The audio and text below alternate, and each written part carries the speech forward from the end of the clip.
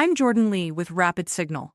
Imagine a STEM education nonprofit in Philadelphia. Mission: make sure every student graduates ready for 21st century careers. Small team, big mission. Tiny communications budget. Every time state legislators debate STEM funding, misinformation spreads. STEM programs only benefit elite students.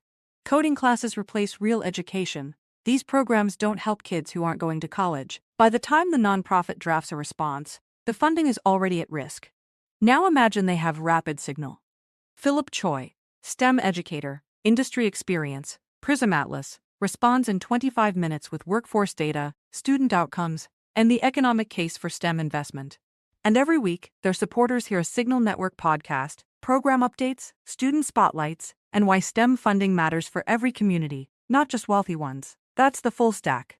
Rapid response for crisis moments. Weekly engagement for sustained support. 2 products.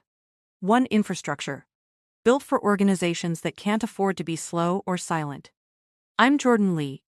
Verified signals through the noise.